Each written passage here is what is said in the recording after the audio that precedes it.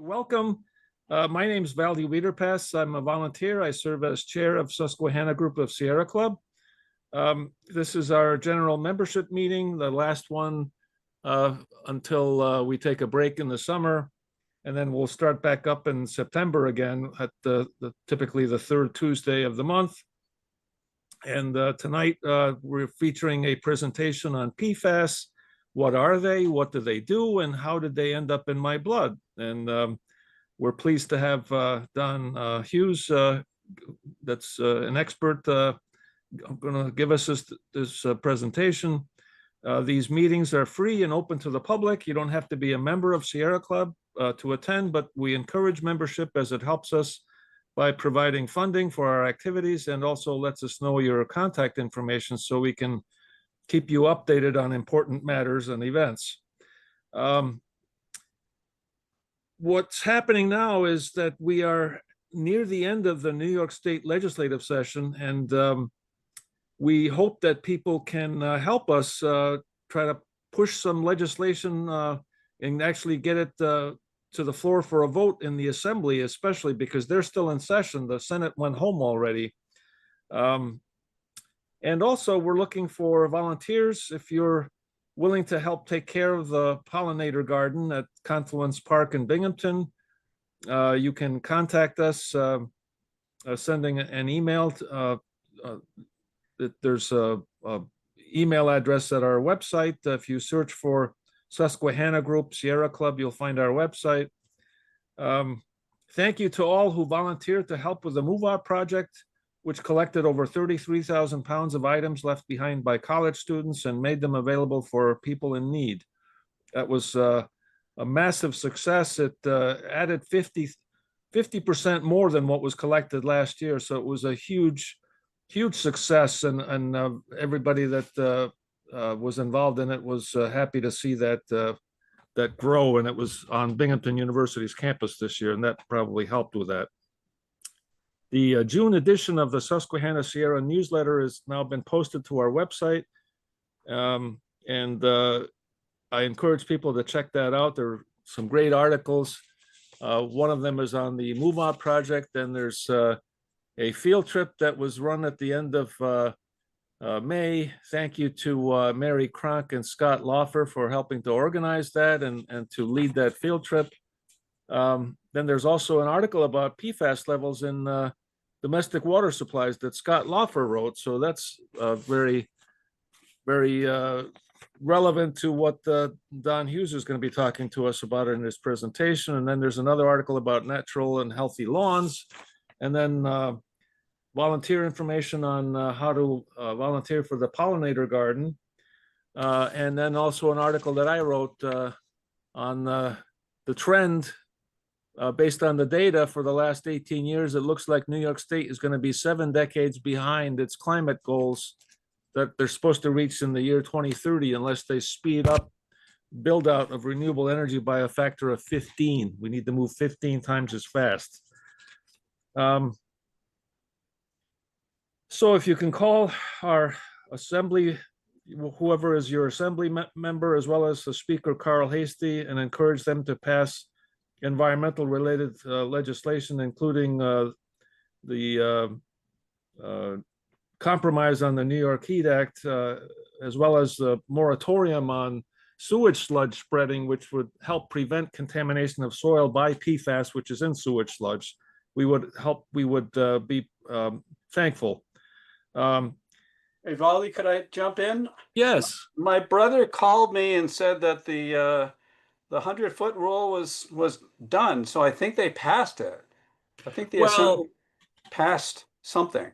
That's one of them, but we were actually hoping that there's a more robust compromise bill. The 100-foot rule was the fallback, and yes, that passed. But I'm still hoping that the compromise bill gets. Oh, the compromise still hasn't. Okay. Yeah, at least not to my knowledge. Okay. Gotcha. So this fall, we don't have anything lined up for September yet, but we do have a speaker for October. There's going to be Allison McGovern from Broome County talking about how recycling works in our county. And then thank you to Maura, who requested that and got that to happen. And then Scott Loffer is going to be giving a talk about national parks, especially on Bryce Canyon for November. So that's what we have lined up. And then for tonight, we're pleased to have Don Hughes, who was a longtime activist in the Sierra Club Atlantic chapter and also in the Central Northern New York group, who has recently been included in the Sierra Club national level PFAS task force. He's going to be giving a talk about PFAS, the class of over 12,000 perfluorinated compounds known as forever chemicals due to their persistence, high toxicity, and bio-accumulative nature. He's going to describe the decades-long history of PFAS, their health effects, current regulations, and mobility in the environment. And he's also going to discuss how PFAS can contaminate sewage sludge, which can then end up being spread on agricultural land as fertilizer or even sold in bags for home garden use, which we're trying to pass legislation to put a moratorium on both of those things. Don Hughes teaches chemistry at Moyne College in Syracuse and has over 20 years of experience in environmental investigations, remediation, public education, and scientific writing. He has degrees in chemical and environmental engineering and holds a Ph.D. in chemistry from the SUNY College of Environmental Science and Forestry. Don has worked on projects related to contaminated sediments, wastewater treatment, and hazardous waste sites, including the many facets of pollution of Onondaga Lake and its watershed. He has produced fact sheets for citizens and planners and presented key findings to policymakers. He has volunteered with the Atlantic chapter of the Sierra Club since 2007, working on New York State energy policy, air and water pollution, and climate issues. He is currently focused on environmental impacts of the Micron semiconductor facility to be constructed in Clay, New York, northwest of Syracuse, and he would like us to sign a petition to extend the Micron public comment period. And there's a link which was sent by email, and it was also on our Facebook notice for this tonight's meeting. So please consider following that link and signing that petition so that the public has more time to go over the 1,000-page draft environmental impact statement and provide robust, well thought out comments. So with that, I'm going to turn it over to Don to give us. Thanks very much. PFAS. Thanks for that intro, Valdi. While we're talking about Micron, yeah, Micron has kind of taken over my life. It's the reason that I got interested in PFAS to begin with, because semiconductor manufacturing involves the use of this stuff. But of course, it's widely used. It's been around for many decades. But the reason to sign the petition is that this is an enormous facility that's going to be constructed just north of the city of Syracuse in the suburbs. It's purported to be the largest single investment, $100 billion. 4 factories would be constructed. And we've been waiting and waiting for the environmental impact statement to come out for public comment. And it will be quite lengthy with all the appendices. And so far, they have not budged as far as giving us more time. 45 days is the absolute minimum. So with that, let's talk about PFAS. And my first question to you is, did I spell Susquehanna right? 2 N's? That's correct. Thank you. Yay! Okay. Yeah, so PFAS, perfluorinated alkyl substances. I'm going to go through, this is the alternative title, given the current regime in Washington. And there's been a lot of backtracking on PFAS rules, although Biden was not great either. So what I'm going to talk about is, first of all, what are these things? And then get into why do people use them? And the issue about them that we're concerned about is this, the toxicity of them. And then move on to how did they become so pervasive that they are literally in everyone's blood? We'll talk a little bit about semiconductor manufacturing, and then can we get rid of it?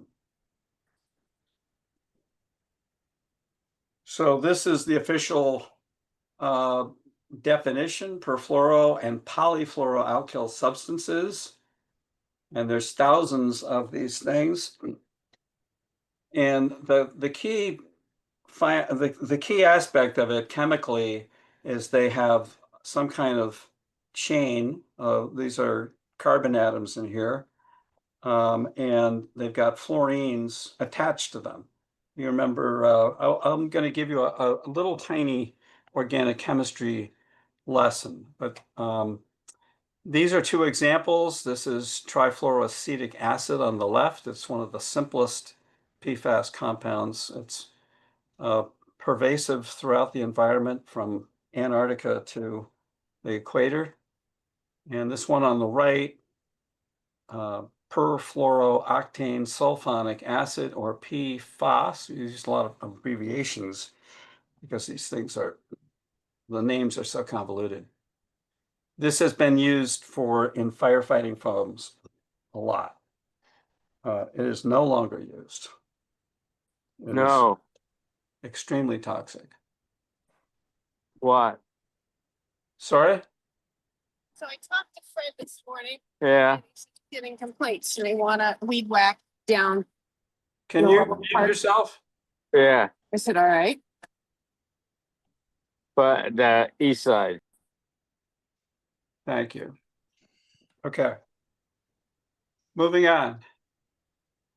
So, if you've never taken organic chemistry, I'm going to give you a 2-minute lesson.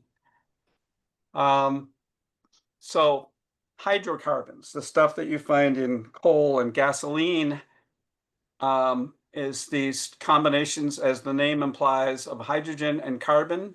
The carbon tends to form chains and it forms rings. And the simplest type of hydrocarbon is this. They're called alkanes. There's single bonds that connect all the carbons. And then the outside is sprinkled with hydrogen atoms. This is the basis for just about all of the PFAS compounds. And so what the chemical industry has done is substitute fluorine atoms for these hydrogens. There's a few cyclic compounds, but not many. And there's none of this stuff over here. So that's the main structure that we're dealing with. And now that you've passed 101, we'll move on to organic chemistry 102. The other thing that is important about the PFAS that distinguishes the compounds and makes for so many different varieties is they put what's called functional groups.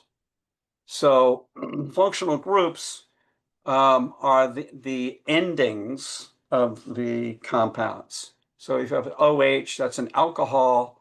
This is a carboxylic acid.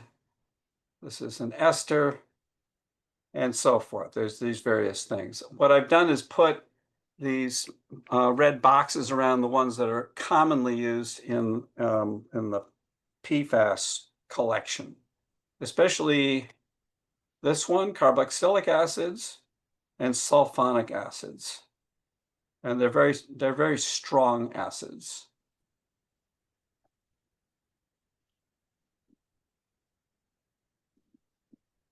But these are the 6 main groups that one encounters. And you can get a poster. Okay, so this gets a little more into the nitty-gritty of varieties. So we just looked at this is PFOS. So there's 8 carbons and there's this sulfonate group attached to it. And there's all kinds of varieties. The ones that are called poly have a backbone that's perfluorinated, and then they have something that's not fluorinated stuck to it. These are known as fluorotelomers. And the point of this is that there's just thousands of different varieties that are used. The other important thing that distinguishes these various compounds is how long are the carbon chains. So we go from these ultra shorts, which have only 2 or 3 carbons, to what's called shorts, which are the short chains are between 4 and 7 carbons, and then anything with 8 or more is considered long chain. This top group is the carboxylic acids, that's what Ca stands for, and down here are the sulfonic acids.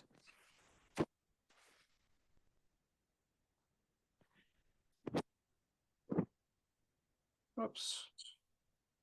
All right. So what makes these things called forever chemicals is they are very, very stable. And one of the main reasons is this carbon fluorine bond is extremely strong. It's impervious to chemical attack. And that's why one of the reasons that the chemical industry uses these things is because they are very durable. You may remember PCBs, polychlorinated biphenyls, similar in that respect. And you see there's just many, many varieties. They have all these nice, easy to pronounce names. And let's just move on to summarize this. So these have been around since the 30s. They haven't really hit the headlines until the last 20 years because they just were under the radar. They are all resistant to being degraded, but they can be transformed from one form to another. And the common theme is they have this fluorinated chain, and then they have some kind of functional group stuck to it. And this is what accounts for the desirable properties. So, you know, this fluorinated chain makes it stick to surfaces, like the surface between fuel and water, or fuel and air. And this is what makes them very good for putting out fires. They don't burn because you can't break the bonds. And then in addition, this functional group, the sulfonate group, makes it soluble in water. So this end sticks into the water. So it forms a layer. Okay, one of the things that complicates matters is the fact that the compounds, the original manufactured compound, for example, this thing, which is a kind of 8,2 telomer, it can partially break down. So I heard this talk from this guy, Ian Ross from CBM Smith, and he compared it to an arrow, and the arrow has a stone arrowhead.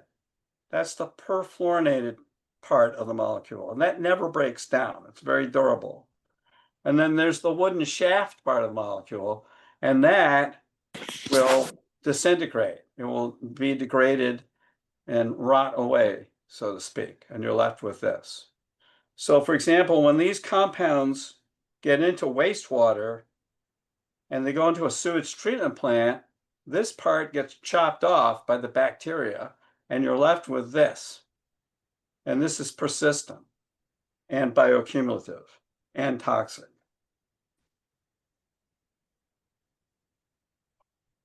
So the universe of these things is something like 12,000 are known. This says 1,000 plus used in products. There's something like 4,000 that are in the chemical abstracts. How many of those are actually used in industry is not something that industry is telling us. They tend to be very secretive about this stuff, but I would guess at least 1,000. The environmental regulations, unfortunately, have really focused on these two, PFOA and PFAS. And these two are the ones that emerged 20 years ago as being bad actors because of their use in firefighting foams, but they've been phased out.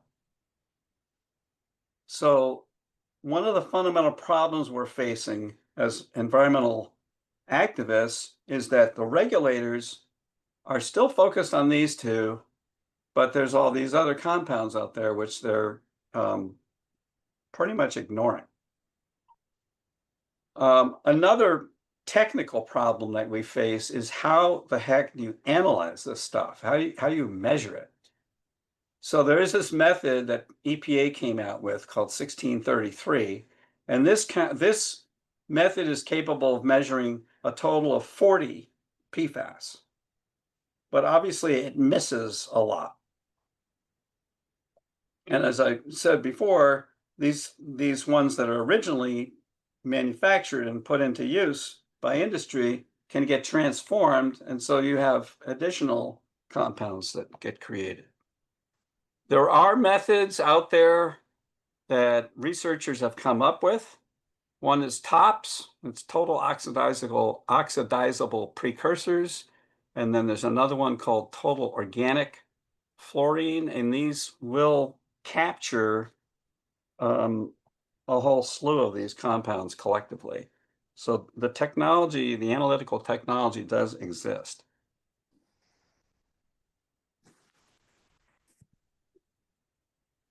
So what are these things used for and how toxic are they? Well, these are some of the desirable characteristics. Stain repellents, 3M, Scotchgard. They came up with this back in the 70s. And these terms, lipophilic, which means lipophobic, rather, it means it's this oil repellent, hydrophobic, it's water repellent, and that's makes it very good for repelling stains. Firefighting, I mentioned, it's non-flammable and it adheres to this interface between the fuel and the air, so it puts it out. It's used in semiconductors, or they are used in semiconductors. They're used in lubricants. They're used in all kinds of stuff. Ski wax, for example. I've got some ski wax, which I'm sure is PFAS. Environmentally, they don't break down completely. They're very mobile because a lot of them are soluble in water. They act as surfactants, so they stick to surfaces and interfaces. And this is one of the main problems is they bioaccumulate. And that's combined with they're very toxic. So notice this, part per trillion level. So very tiny concentrations are toxic. And human beings are unfortunate in that we accumulate this stuff in our kidneys, and it's retained in our bodies for years. Rats are able to get rid of these compounds rather quickly. Don't ask me why. We're still making this stuff, 300,000 tons per year, according to the EPA.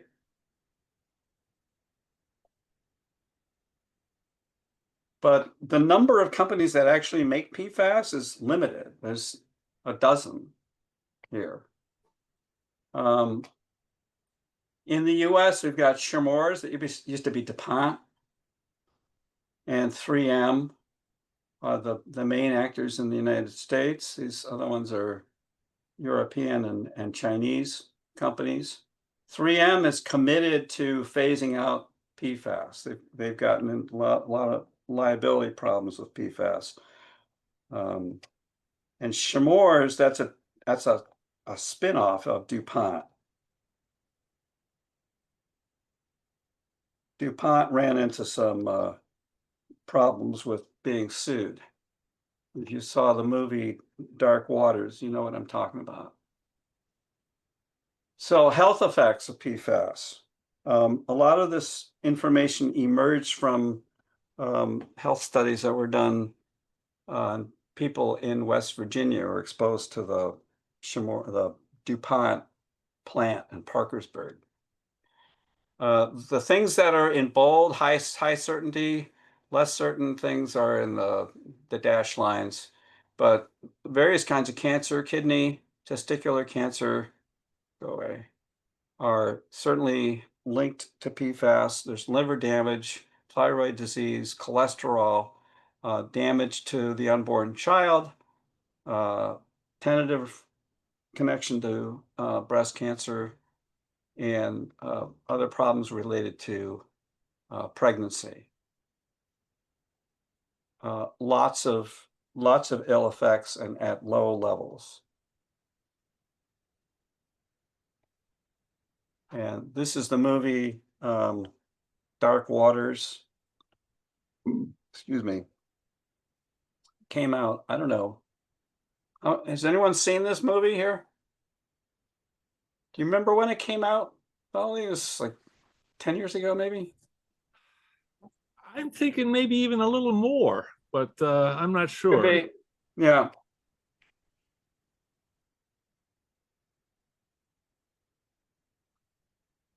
Anyways, about this chemical plant in Parkersburg, and they made this stuff, perfluoroctanoic acid, which they called C8. And it led to a lot of lawsuits. A very interesting story. I recommend it.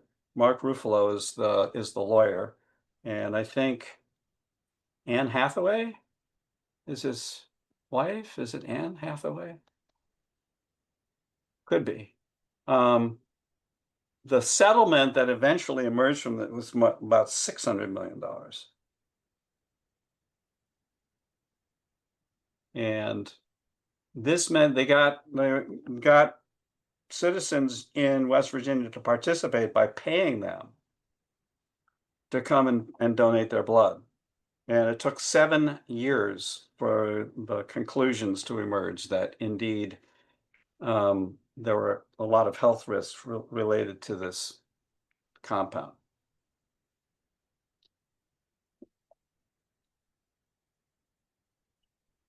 And those are the diseases. So what are the regulators doing about it? New York State, back in, I think, 2019, came out with these two limits here. These two compounds. This is drinking water standards. This is parts per trillion. This is like a few drops of water in a swimming pool. It's a tiny concentration. They also, later on, they proposed levels, drinking water levels, for 20 other types of PFAS. These have yet to go into effect. But this gives you an idea of the range, 10 to 100 parts per trillion. So right now, New York State just has this, drinking water standards. The feds, at the end, towards the end of the Biden administration, came out with these levels, an even lower level for those two compounds. They also came out with 10 parts per trillion for Gen X and a couple other PFAS. And then this is perfluorobutane sulfonate. The Trump regime has surprisingly kept these two, but thrown out the others. And this gives you an idea of where we're at now. Lake Ontario already has this much of those two compounds in it. Fortunately, not much of the others.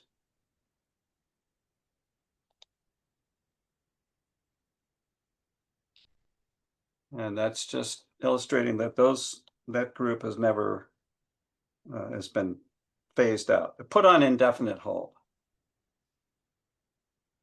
So what about other regulatory programs? We talked about drinking water. There's the Clean Air Act, the Clean Water Act. There's RCRA, CERCLA, all this other stuff basically is ignoring PFAS. So they're not regulated under the Clean Air Act. They're not regulated under the Clean Water Act. They're not considered priority pollutants. This is of interest. New York State is starting to require monitoring of PFAS in wastewater. It's a slow process. Remember that method 1633 that I mentioned that measures 40, that's what they're going to use.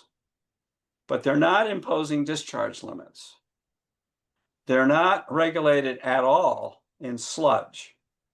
And this is a big issue. We'll talk about this more soon. The DEC is promoting land application of sewage sludge, but the sewage sludge gets contaminated with PFAS. Solid waste. There's really no uniform regulations on solid waste. And that RCRA is the hazardous waste law, and they've designated these two. Once again, we're looking at these two compounds as hazardous substances. I'm not sure what the Trump administration has done about this, if they rescinded it or not. But in any event, all the other PFAS are being ignored. Now, there's this other aspect of PFAS. In addition to the fact that they're toxic, they're also highly potent greenhouse gases. And this is an issue for semiconductor manufacturing because they use these fluorinated gases. So this is an issue that we're worried about with Micron, is they're going to be using this tetrafluoromethane, nitrogen trifluoride, technically not a PFAS, perfluoropropane, and this stuff will be released into the air. And once they're out, once they escape the bottle, they last in the atmosphere for a very, very long time. So semiconductor manufacturers, this is the most recent data, has put out this much, 4.5 million tons of equivalent of carbon dioxide. It's like a small coal plant, a medium-sized coal plant.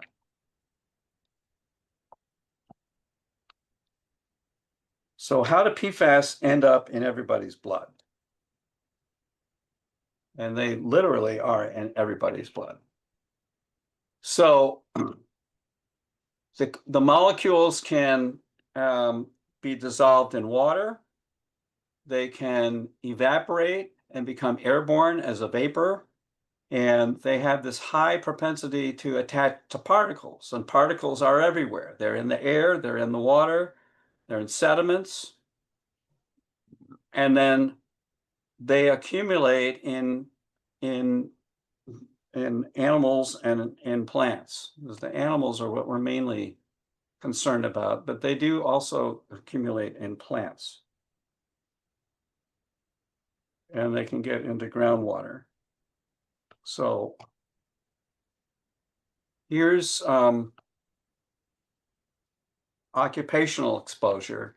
So the firefighters who have been using this firefighting foam, this is a case in Australia where they monitored Australian firefighters. You can see how much PFAS, how much higher PFAS levels they have. This is the octane There's 8 carbon one. This is the 6 carbon sulfonate.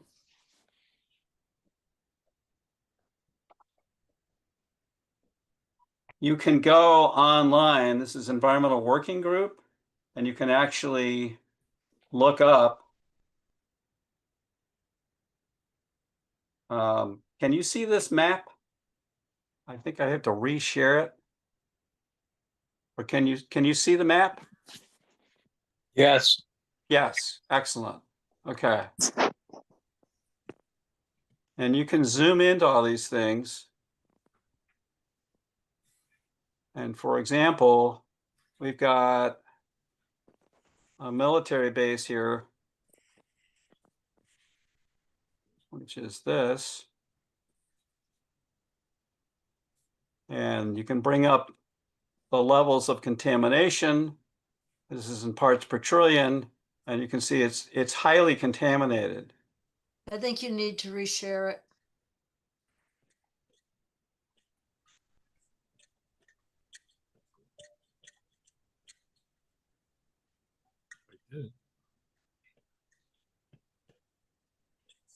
You can see it now? No, wait a minute. I'm sorry. Yes, it was Let me try back. it again. I don't think I was sharing the right thing. We could see the map, but that was static. Yeah. You gotta share Here's- your. Here it is. You should be able to see this now. It says PFAS contamination in the US on top. Yeah, Yes. okay. Yes, So this is the results for the Hancock National Guard base.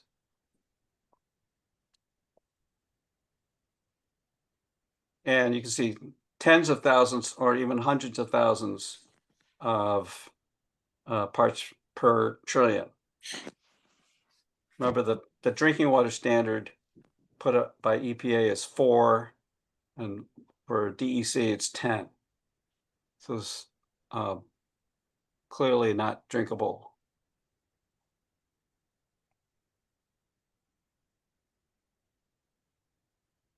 Anyway, it's a neat resource. You can go and you can hunt around Binghamton. I don't know what this is here. Kirkwood Consolidated Water District. So they don't have much.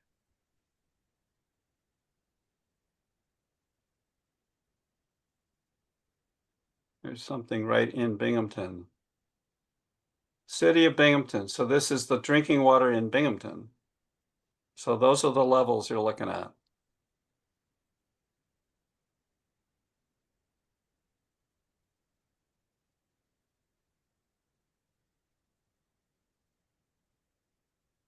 So these 2 critters are above the 4 part per trillion level that EPA has, but below New York State's.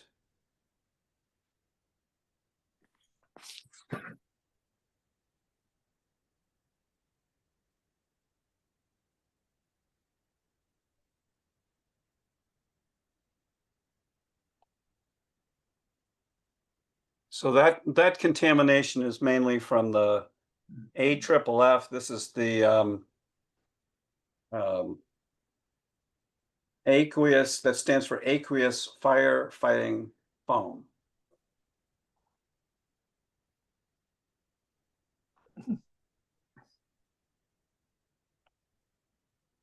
So another thing that distributes PFAS into the air is fires.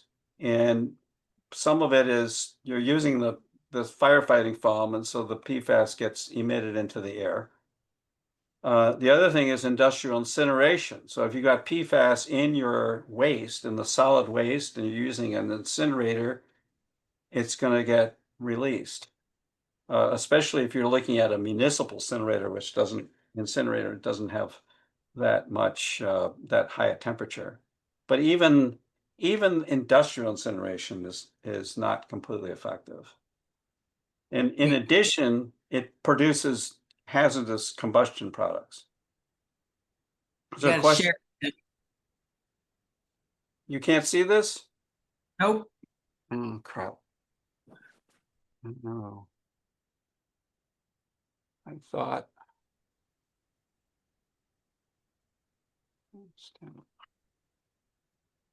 Okay, you're looking at, Okay, that's good. okay. Let me go back to where I was. I don't understand what happened at all. Because I was looking at this. Yeah.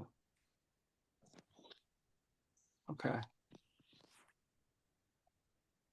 Okay, there it is. Right, so this just, yeah, a lot of this release is just from training. You know, they'll set a fire and then they'll use this triple AF with PFAS in it. So it gets emitted into the air and then it rains down on us, which is why PFAS is everywhere. And then we have, you know, household use. So if we've got PFAS on our clothing, on our furniture, on rugs, it's in aerosol spray cans, it's on food packaging. There's a researcher here in Syracuse at ESF who was interested in compost. And he's trying to figure out, well, where is it coming from? Because it seems to be pervasive. And he tested brand new food packaging and found that some of the food packaging had PFAS in it. So it ends up in the trash, it ends up in our food, it ends up in wastewater because we're handling all this stuff, and it gets into the sewage, and then that ends up in the sewage sludge. And there's all these personal care products. I know that the New York State Legislature, they did pass something related to outlawing the use of PFAS in certain products, menstrual products, but I don't know, I think it was very specific.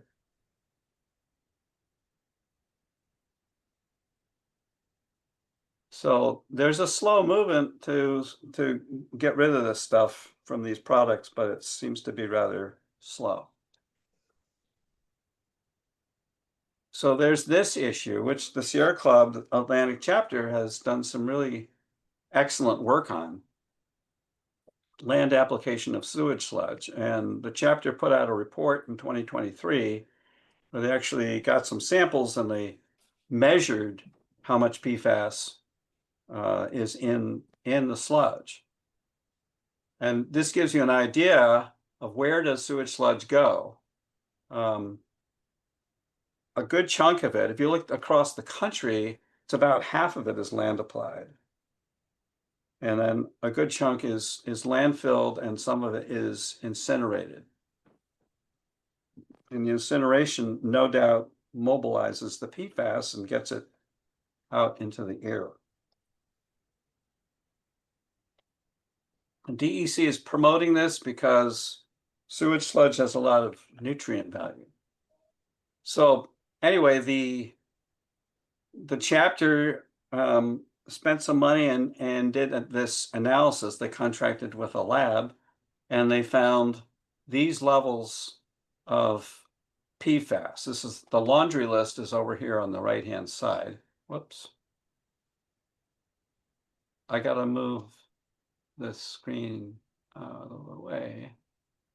No.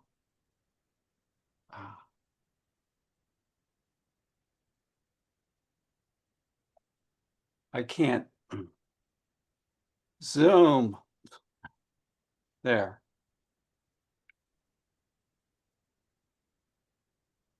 So these are the compounds that got measured.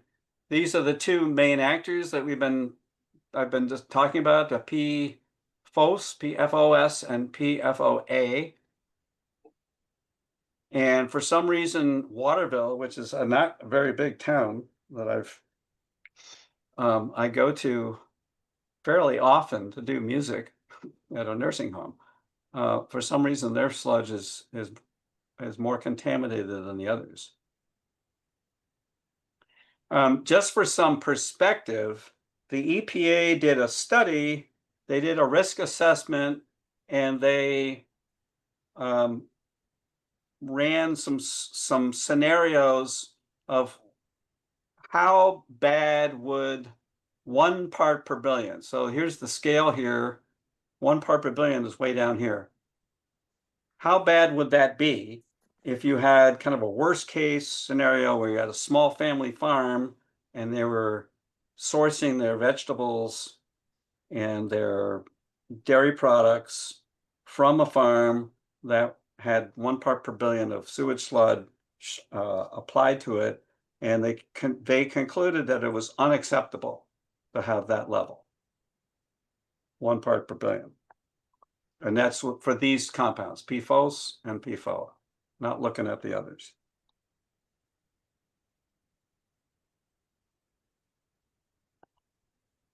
So one might ask, how does one go about taking care of, you've got contaminated wastewater, like Micron is going to have contaminated wastewater. How would you go about treating PFAS? Can you treat it?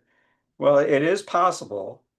The way you'd go about doing it is you'd take your contaminated water, you'd pre-treat it using some kind of solid capture thing that would help reduce the other contaminants, and you'd get a concentrated stream with PFAS coming out of here. And then you would run it through a more high-tech PFAS capture process that uses something, for example, reverse osmosis. It's a membrane process. And the reverse osmosis has a reject stream. And basically, you want to create this concentrated waste stream that you could handle. And then this stuff you would send to a high-tech PFAS destruction technology. And hopefully, if you do a good enough job here, you're going to get clean water coming out the end that you can discharge. This is what we're hoping that Micron does, but we're not really sure what they're going to do. There's these kind of, so this is what I'm showing you now is these capture processes. So there's membrane stuff and there's absorption stuff. And then there's a whole bunch of technologies. These were discussed recently in a conference at ESF by a bunch of vendors. And people are working on this, and there's a lot of good indicators that these things can work, but they're all pretty much small scale things. They're still being underdeveloped, put it that way. Some of this is very small scale. I mean, like 4 liter, this is lab scale stuff. Some of it's gotten to a pilot scale. But they're all under development, and they're all pretty expensive. So that's the wastewater side of things. The other aspect is, how do you get rid of PFAS if you're a semiconductor manufacturer, say, and you want to get rid of it, keep it from coming out your stack? Well, Micron, for example, has decided to use incineration. And the problem with incineration is that some of the PFAS, remember, these things are designed to be non-combustible. So your incinerator, you have to send in a lot of natural gas, and you have to push the temperature up high to destroy the PFAS. But even with that, some of the PFAS is just going to pass right through. What your goal here is to completely mineralize the PFAS. But what has emerged from research is that the destruction is not complete, and you create this toxic crap called products of incomplete destruction. That's a mistake there. It should be products of incomplete combustion that are formed. And those tend to be toxic. how are we doing on time here? I just mentioned this. There was this facility in Cohoes that the Sierra Club was very much organized against it because they were taking firefighting foam and running it through their I'm going to call it a high temperature processing thing, like an incinerator. And University of Vermont came in, did some sampling, and they found that PFAS was accumulating in the neighborhood right next door. In addition to there were a lot of issues with this. So it's just not a good idea. Even the Defense Department has moved away from using incineration on firefighting foam. But this is what the semiconductor industry is doing. One other big thing that we're faced with in general, this is, as you know, the Trump administration is not real friendly to the EPA. That they're cutting the EPA budget. This guy, Mohammed Atiyah Ibrahim, it's interesting background on him. He's Egyptian, originally did studies in Japan. Now he's working for the EPA. I think he's still there. And he's directing groups that are doing cutting edge research on PFAS, and all the funding is being cut. So they're working on technologies to detect PFAS, to treat PFAS, and to come up with alternatives to PFAS. And all this great research is going down the tubes.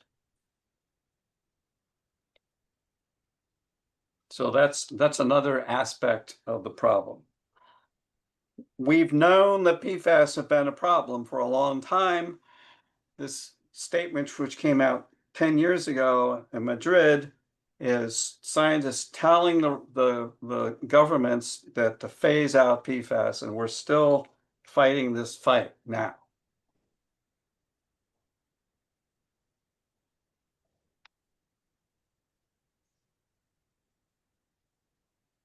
So to conclude, the regulations are too limited. They're focusing on PFOA and PFAS. We need to understand a lot more about the other compounds.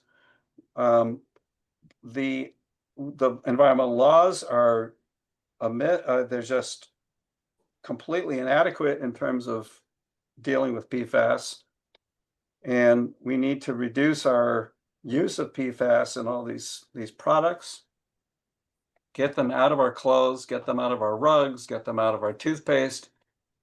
Semiconductors is difficult to deal with because they have PFAS embedded into their process, and they're using hundreds of these things. That's a tough nut to crack. But there is a very strong need for these folks to be upfront about what it is that they're using. A lot of this is just disguised as, oh, these things are proprietary compounds. We can't tell you what's in it. And that's just unacceptable.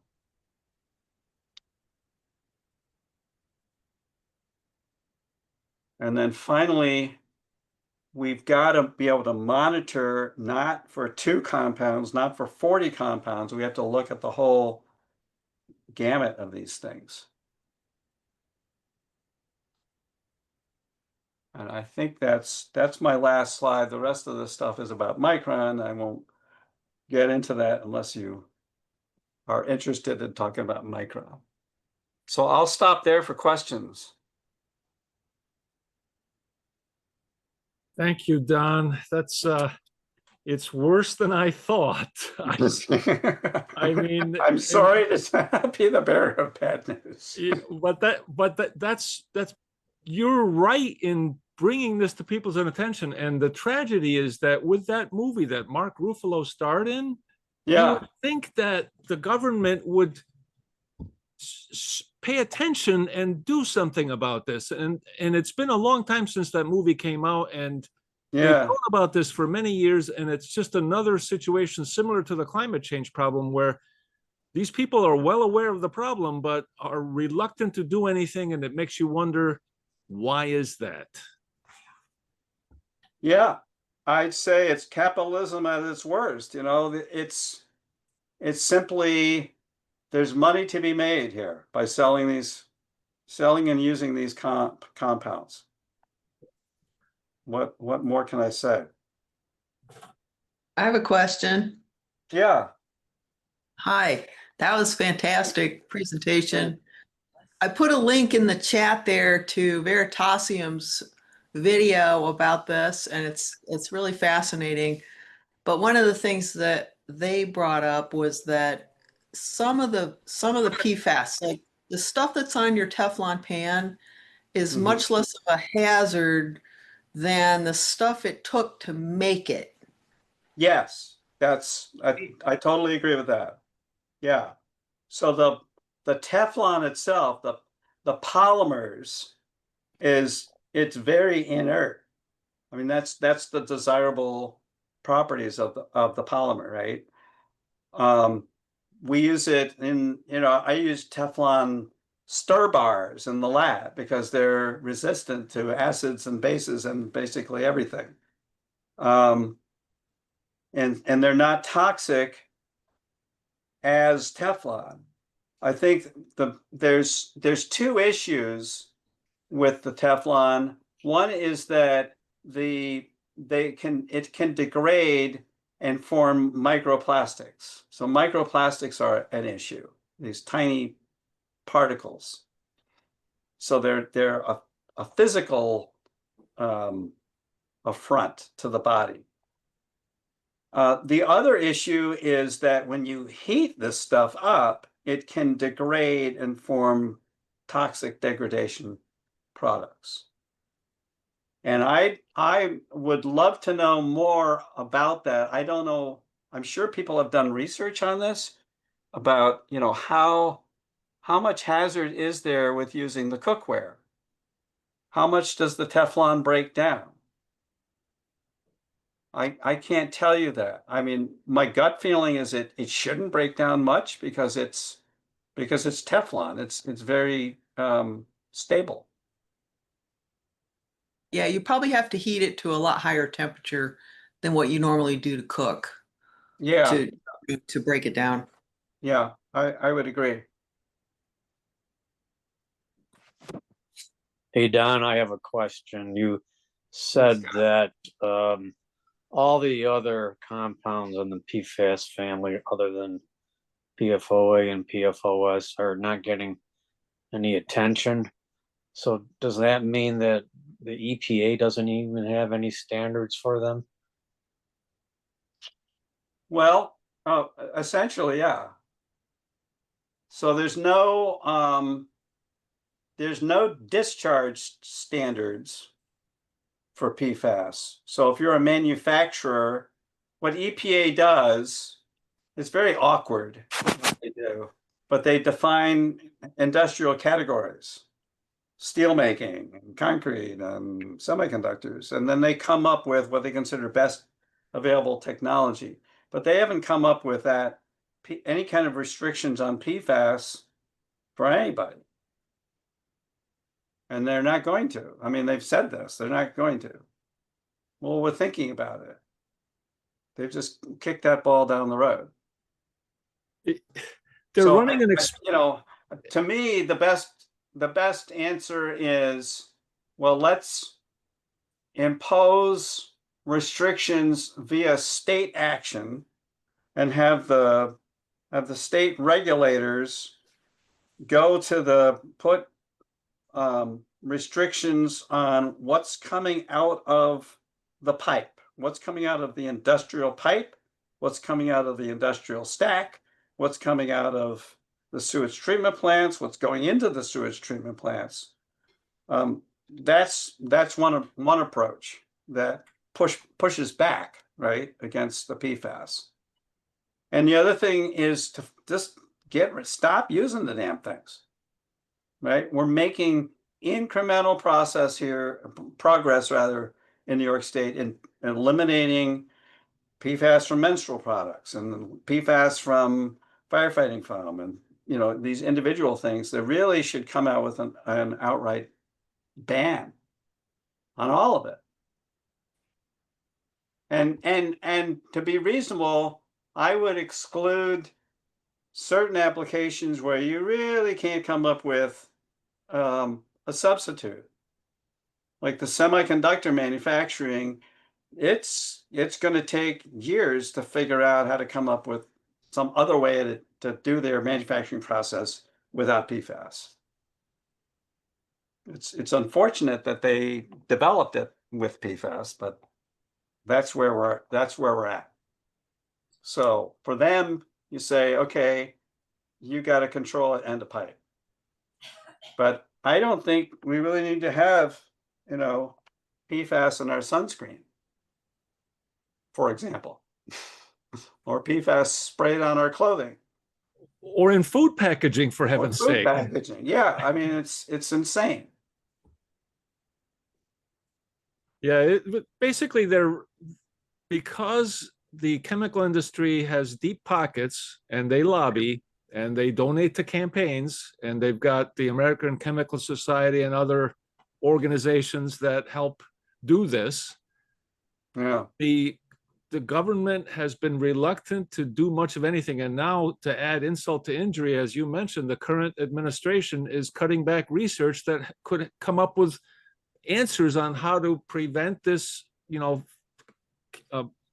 Right. substances from getting into the environment for processes that are difficult to replace, and also stopping the research on how to replace those difficult to replace processes and industrial things like semiconductors. So it's like we're in this straitjacket, and meanwhile, humanity, animals, plants too, they're having to live with increasing levels of this for no good reason other than we've been doing this for decades and we don't know what to do about it. And basically they've been sticking their heads in the sand, like, hoping that it goes away on its own. It's not going to go away on its own. It's going to keep getting worse until we do something about it. So, right. I didn't show, I've got a graph that shows the declining levels of PFOS in people's blood because it was phased out. We're not using it. So that's a positive trend, but that's how that's really the only way that you're going to achieve that is to phase it out. Stop using it.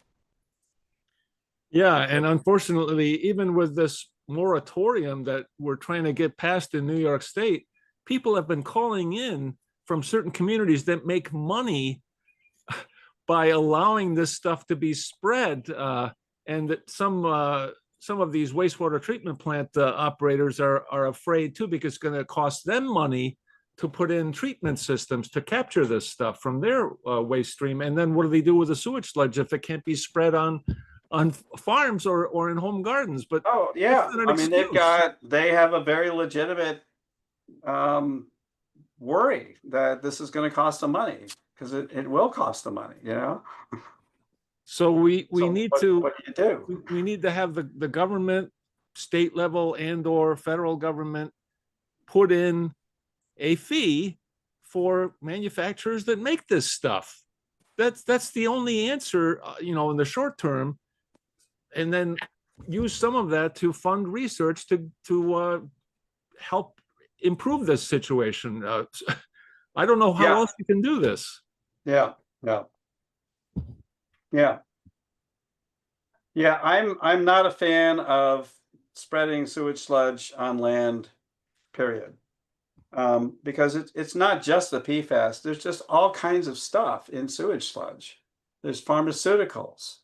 There's heavy metals. I mean, the history has been that the regulators, they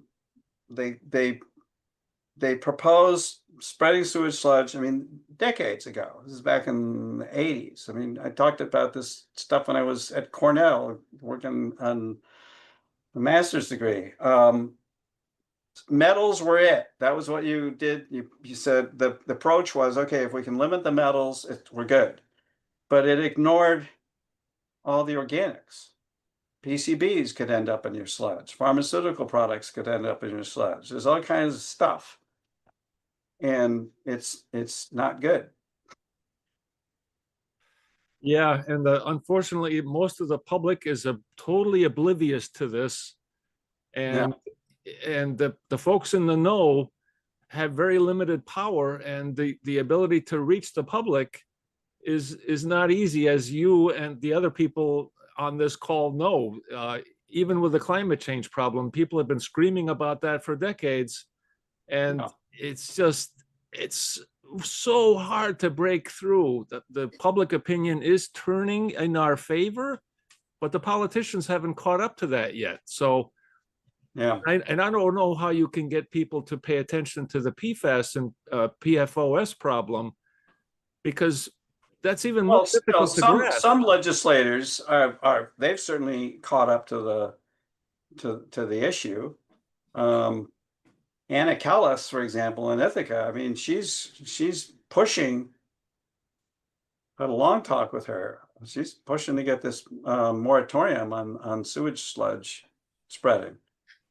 I don't know what the current status of that is. Is this still waiting for a vote, or?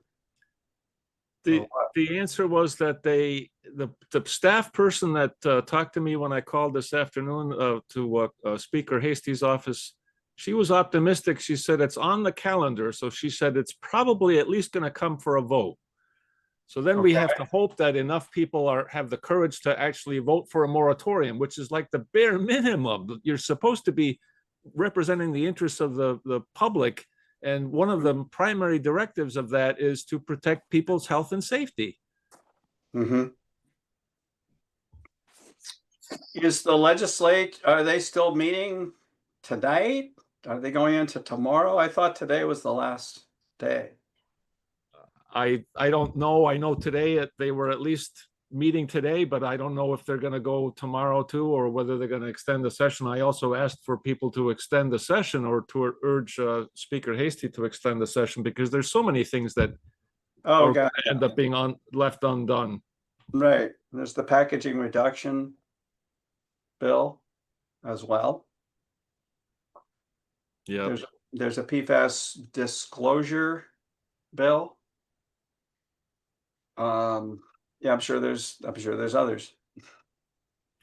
Yeah, and there's the labeling bill for natural gas appliances. There's a lot of things. Yeah.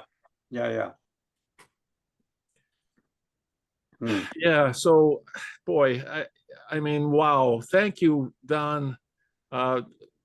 It's just mind blowing.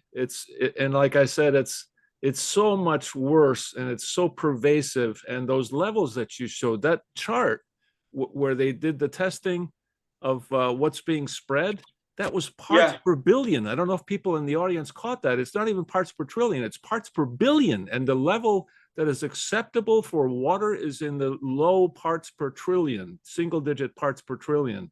So, wow, allowing this stuff to be spread on farms is just ridiculously bad, to put it mildly. You got to keep in mind, Vali, that there's what they call partitioning between the solid and the water. So most of it's going to stay stuck to the solid, and it's going to leach into the water. So there's a balance between the two. So you can't really compare the part per trillion in the water with the part per billion in the solid. Yeah, it won't be as bad, but still, just you're asking for trouble without knowing what's going on, and especially farms that do this year after year. And it's going to depend on how much rainfall there is too, which the rainfall amount climate change and how do you decontaminate soil? I mean, that's a fundamental problem with the PFAS is that it can leach out, and it will leach out. When the I used to do a lot of work with PCBs, and PCBs, if you contaminate the sludge, they kind of work their way into the organic matter in the soil, and they just get stuck there. It's hard to even take it and extract it in the lab to pull the PCBs out. But I don't think PFAS is like that. I think it's more mobile. It'll leak out quicker. Are there others that have questions too for Don? I mean, this is your opportunity here. That this man knows what he's talking about. This is a serious person that's been involved in this type of stuff for a long time. I've been digging into this. There's a lot I don't know. I just want to add that I put the link to your Micron presentation down in the chat if anyone wants to. Oh yeah, check it. That was a very good presentation and really shows the immense level of concern that New York has to face there. Yeah, if I can tell you just a little bit more about Micron. I mean, in addition to the toxicity issues at PFAS and all that, they are going to use an enormous amount of electrical power. And when I say enormous, I mean that if this whole thing gets built, which is the plan is to build 4 fabs. Fab is a fabrication factory. And it sounds really cool, fab. But each one of these things is 200 football fields or something. I mean, they're enormous, each one. And it's 150 feet high. They collectively will increase the power demand in New York State by 10%. Wow. The entire state. So just think about the entire state of New York, downstate, Long Island, New York City, Westchester, upstate, everything. It's going to increase it by 10%. And the big issue is, where the hell is this power going to come from? Guess we better make them put solar on all those factories. And they're refusing to do that. Wow. And we're dealing with, so there's this contradiction. So we've gotten a peek at the preliminary EIS through the Onondaga Nation, and also the newspaper got it. And that's saying that they have to get an exemption to Micron in order, they're going to blow the climate law with the use of all this energy, and they're going to have to apply for an exemption. That's one aspect of it. And the other thing is that there's a significant change in wording that happened. So when the initial EIS back in December said that they were going to use, what was the wording? Renewable or clean energy. It wasn't clean energy. It was renewable energy. And now that is shifted to being zero carbon. So what does that mean? They want to open the door to nuclear. That's what they're pushing now. Exactly. Yep. Yeah. Exactly. It's and it's no accident that that facility is situated right next to a giant power substation, which connects directly to the nukes in Oswego. See, that just makes no sense, because nuclear is 5 to 7 times more expensive to build than solar. I just don't understand this at all. The thing is that there's the existing plants which were built 50 plus years ago, right? So the cost of that power is pretty low at this point because the plants have been paid off. Yeah, but if you need more than that, you still got to build more. Well, That's yeah. not enough to serve the load. You Mhm. got to build more. Right. So that's the 10% big is a big question. number. That's the big question. Is Micron going to depend on nuclear? They haven't said that. Yeah, it's another smoke and mirrors thing. They probably are trying to get this going before the public wakes up. And Yeah. Mhm. I think that's their strategy. And it's unfortunate, but I wouldn't put it past them. Common sense does not matter, especially when there's lots of federal subsidy money coming in the pipeline too, that was already turned on from the Inflation Reduction Act, and maybe even the bipartisan infrastructure law too. I don't remember if there's any Well, money in there too, it's the or CHIPS funding.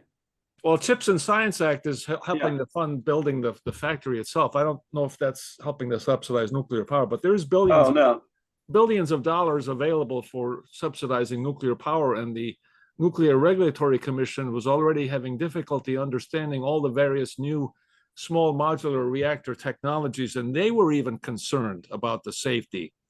And Mhm. because these things, they are almost all being proposed to be built without any type of steel and concrete containment structure, just in steel shed buildings, which, I mean, that's just, asking for trouble. And they want to put these things in various different communities where there's easy access to the grid.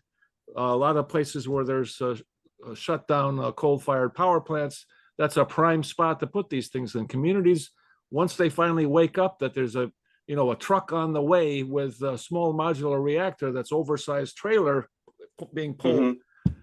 that by that point it'll be too late to stop it. And there's only a handful of people working on this as far as the activists right now. So it's really sad that that's what it's left down to is, and I know you're one of them, so thank you for helping with all that. But Yeah. it's amazing how the government is failing on so many levels, on so many different things, and much of the public is just sitting there, playing golf, watching TV, going to movies, going out to eat, and is just oblivious. They think that they are being protected by their government, but wow, that's just, Mhm. oh my God. Well, I think people are starting to wake up to the fact that the Trump agenda is just so destructive that it's hurting people. It's hurting them. It's hurting farmers. It's hurting people that have voted for Trump. Yeah, and And the it's certainly obvious to the environmental community that it's destructive.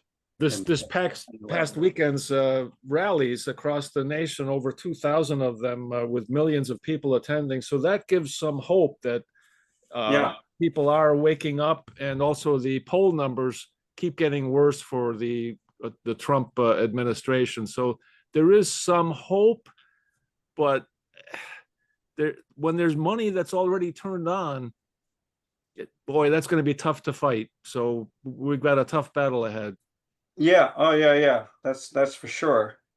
I think the one thing that in terms of nuclear power, the one thing that works in our favor is the fact that it's still so expensive, right? Yes. I mean, and the SMRs, if you look at the cost per megawatt, is way more expensive than if you build a traditional large reactor, right? And the designs haven't been approved.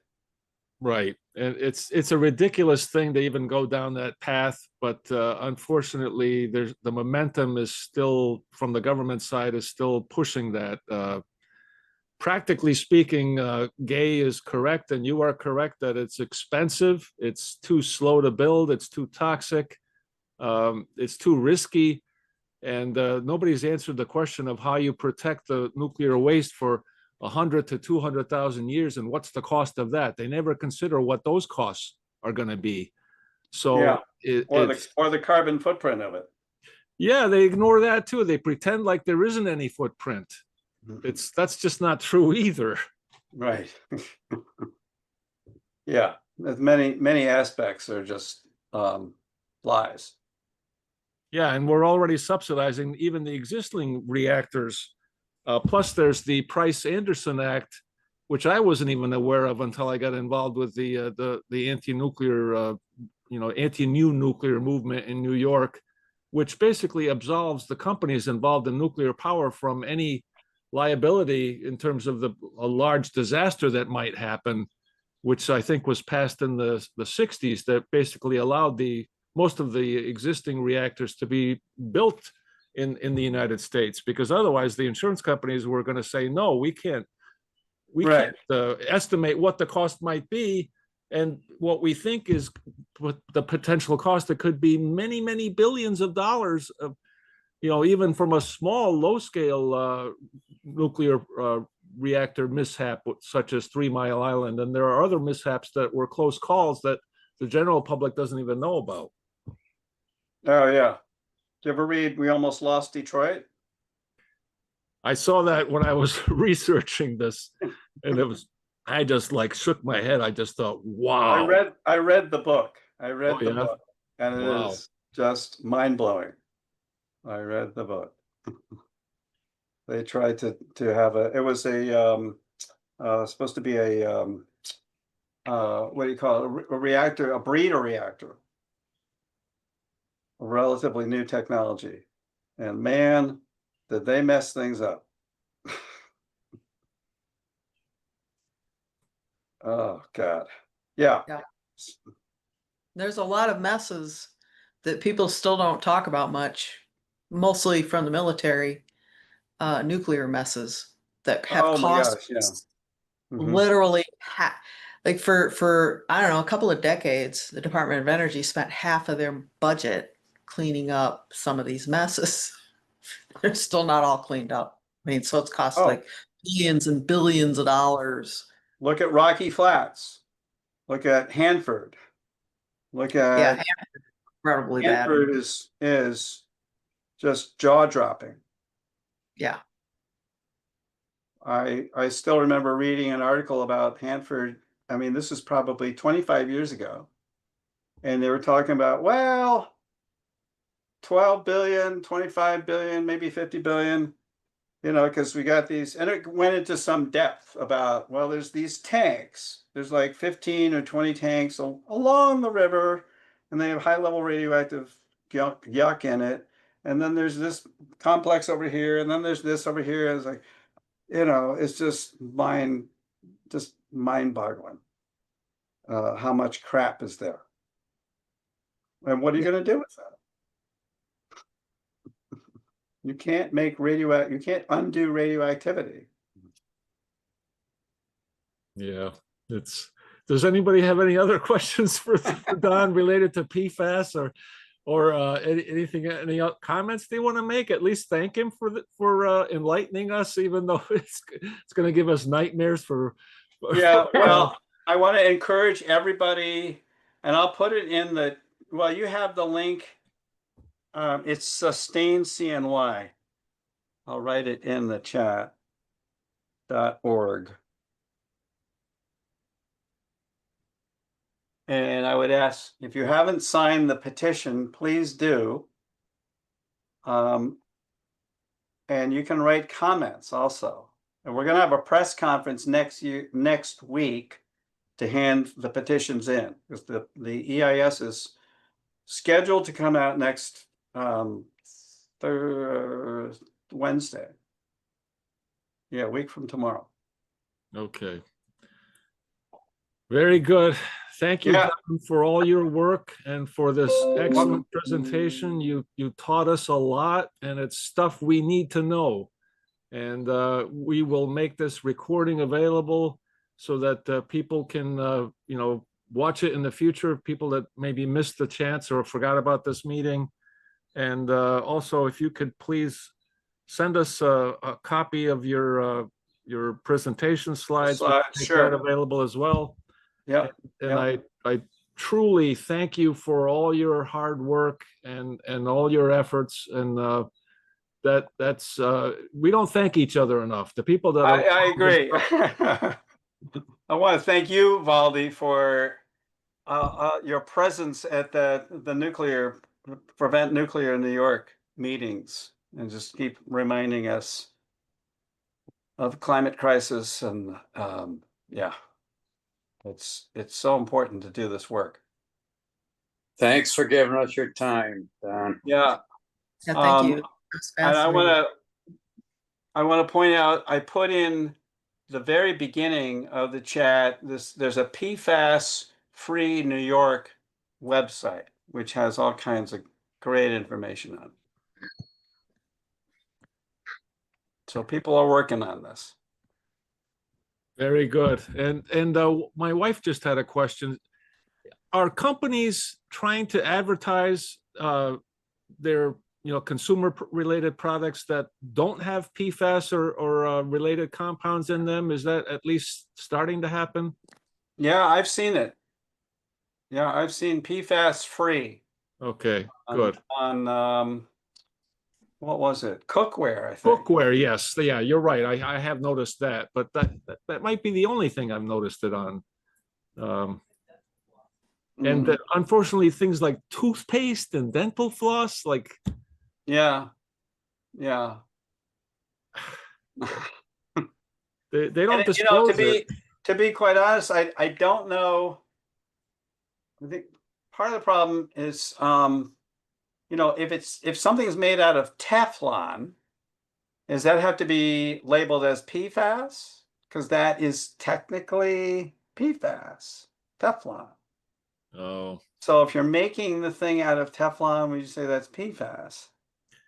I think there needs to be a distinction made between the polymers and the short chain, not short chain, but the monomers, if you will. yeah. Yes, I think you're right. And there needs to be sort of an exception for things that are Teflon, and because Teflon is a very useful substance. And the other thing I wanted to, I forgot earlier, but Paul Connett, he was involved in a fight that we kept a lithium-ion battery recycling company out of Endicott because the research revealed that there is a class of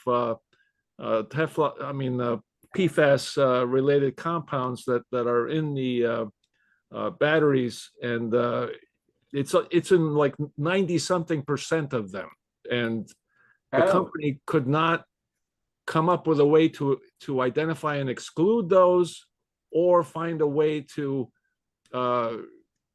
capture the toxic byproducts that could be created by their high temperature processing that they wanted to do. It was not quite incineration, but it's close to incineration. It was like over 1,000 degrees. So you could label it incineration and probably say, well, but it doesn't, as Paul Connett mentioned, he's an expert in municipal incineration. And he warned, he said that you don't know what kind of toxic byproducts you're going to get when you start, heating this stuff up to those temperatures, and you could end up creating worse compounds.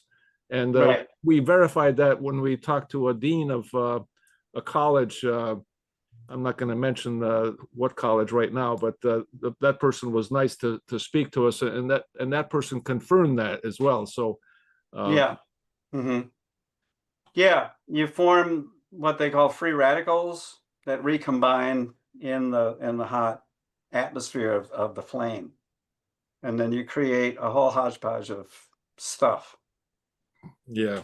So anyway, at least that got defeated in our area, and there are better means of recycling lithium-ion batteries, and there are companies that are working on that. So we kept this old process out of here. Yeah, I'd heard about that. I'm glad that you were able to keep that out. Yeah.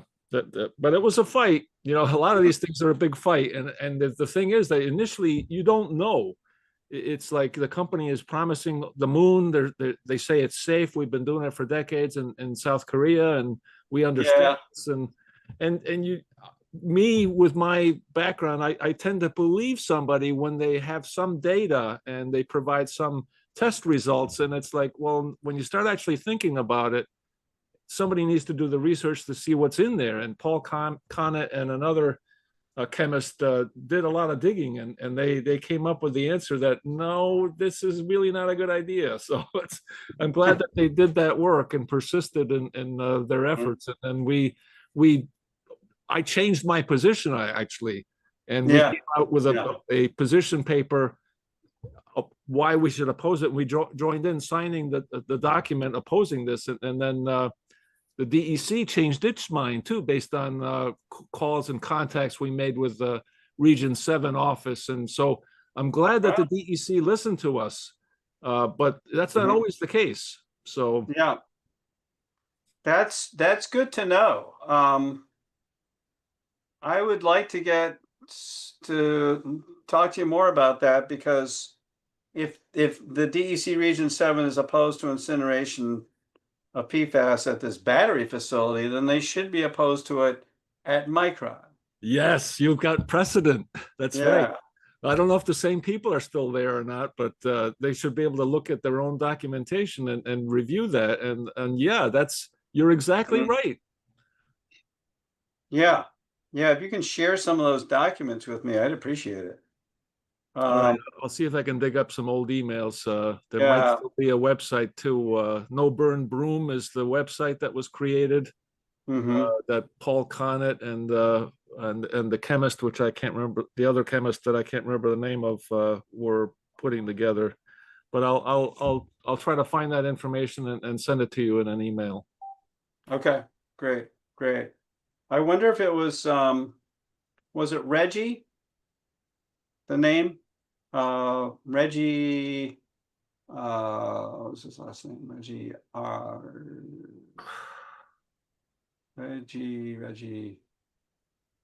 You're talking about the DEC person?